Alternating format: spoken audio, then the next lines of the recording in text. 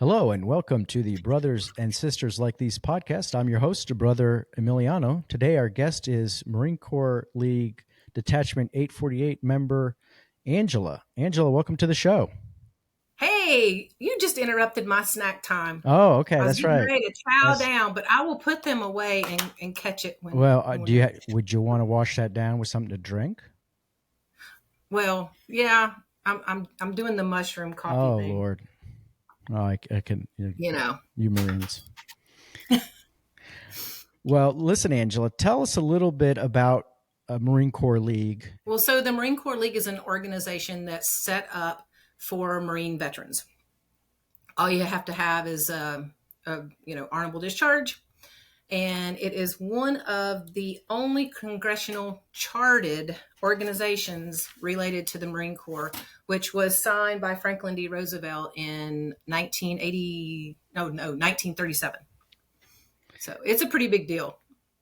It is. Of course, as Marines, we all think we're pretty big deals. That's what I was going to say.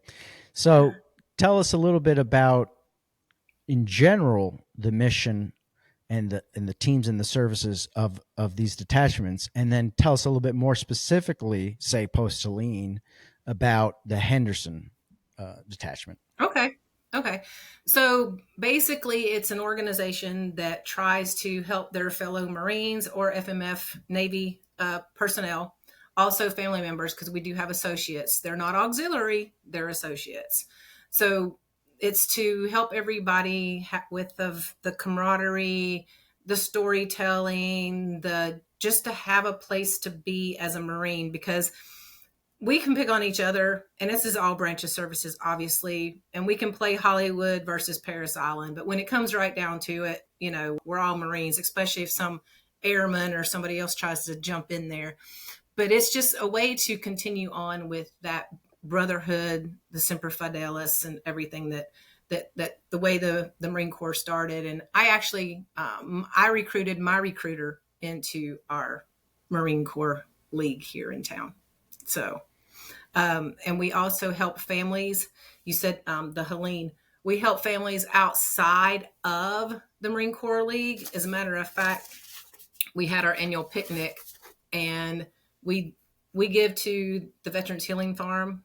We have three fundraisers a year. We give to the Veterans Healing Farm. We give to Blue Ridge Honor Flight. We give to the Henderson County Color Guard, because Lord knows they're busy and there's only one of them. We give to the Veterans History Museum in Brevard, and last but not least, the Veterans Registration Quarters for the homeless veterans. So our fundraising does not stay in-house. We are a 501c, and we do not have any of our money stay in-house, except for when we treat folks like our guest speaker for the Marine Corps Ball, stuff like that. Okay, so tell us a little bit how you personally became involved with the MCL. Well, initially, I got involved way back when I first got out in Ticonderoga, New York, where my ex was from, and his dad won the lottery and bought us our lifetime membership.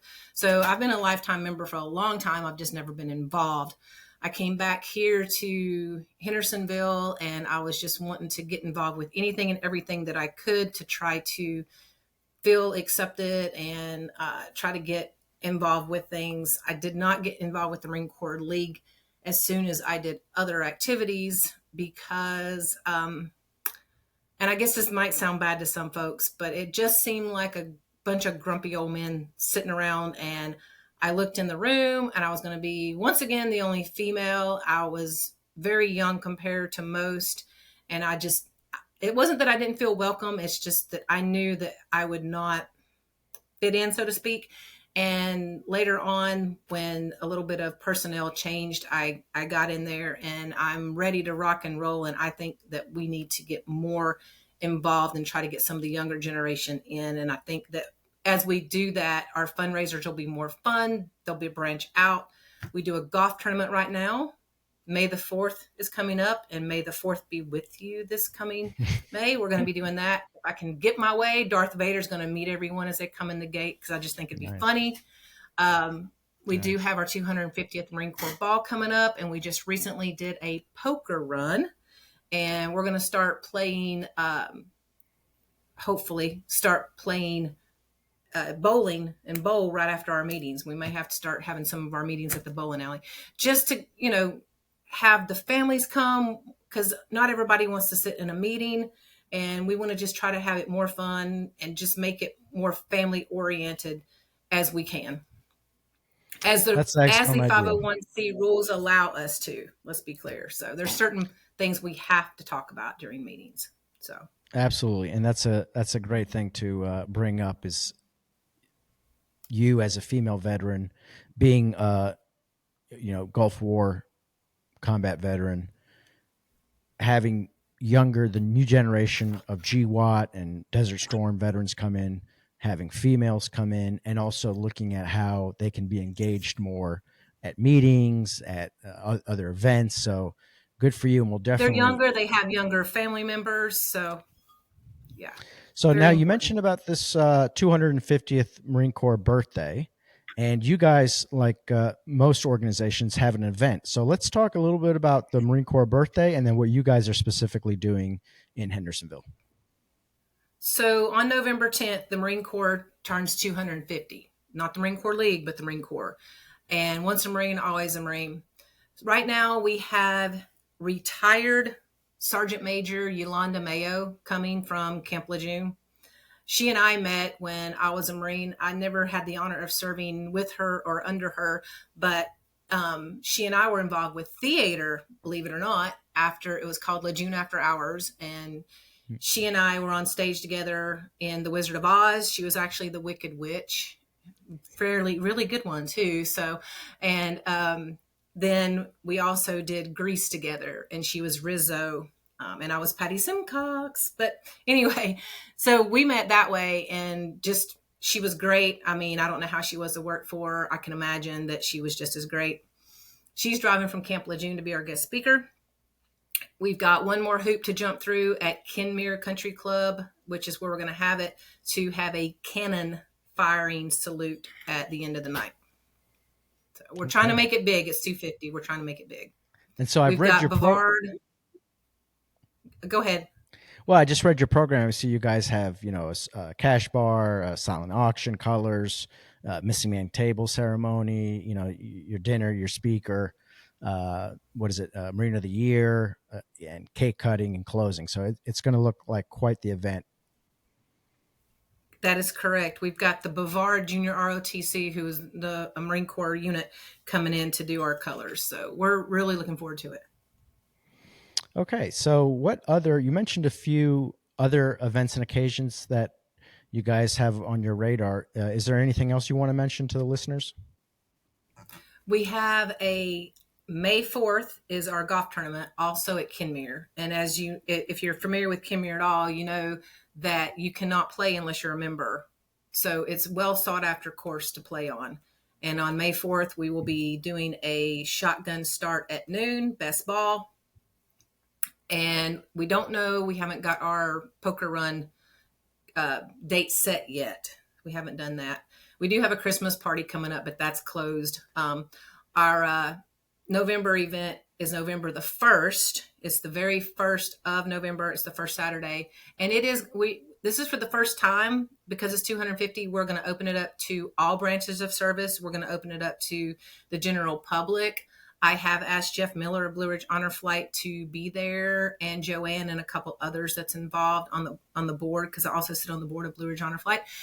Ask them to be there. So we'll see what happens. I think it's going to be a great evening. The menu, everything is posted on our website, and the way to put your name in the hat, so to speak, but to get on there and register, because we have to have everybody's in by the week before so that we can order food.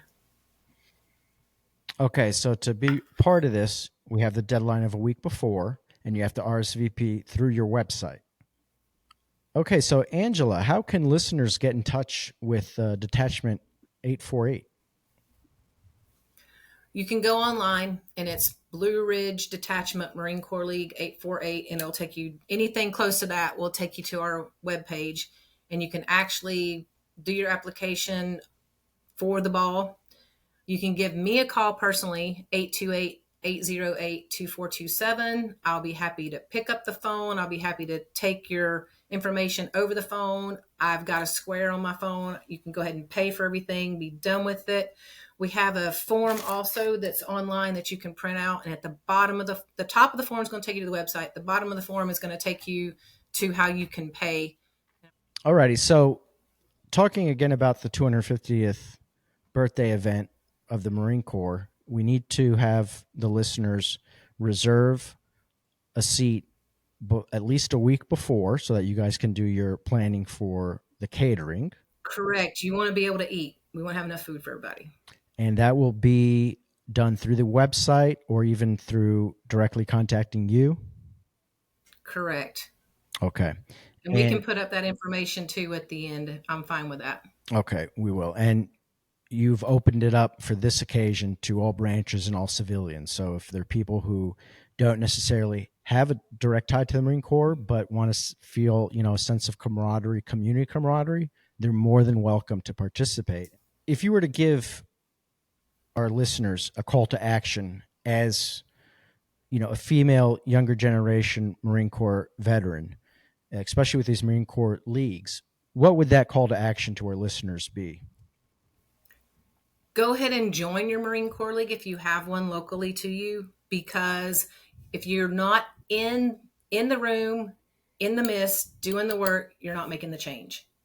So that's the biggest deal. Unfortunately, for some of us, because of that generation, we do have to still do twice as much work to get half as much attention, but just be there, get it started. I mean, I've got other Marine Corps leagues that I've been talking to. There's this one Marine Corps league that has a 23-year-old guy.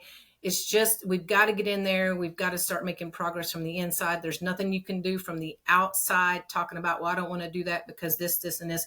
You've got to be in it to make it happen. So I would encourage those of you who think it's just a bunch of old men sitting around. It might be, but it's not. It's really not. We're doing so much in Henderson County. We've just gotten to the point where we're doing it, we're making it happen, and I'm starting to really enjoy it. And we do give to other organizations. We do learn about other organizations. So I just encourage people, if you're a Marine or a Navy FMF or have any, because you can be an associate with any background of any military and you just need to find a home, find somewhere to be, please contact us. We'll be happy to let you know more. Well, Angela, our time has come to an end. Really excited about this opportunity that you guys will be having to celebrate with the community the Marine Corps' 250th birthday that's coming up.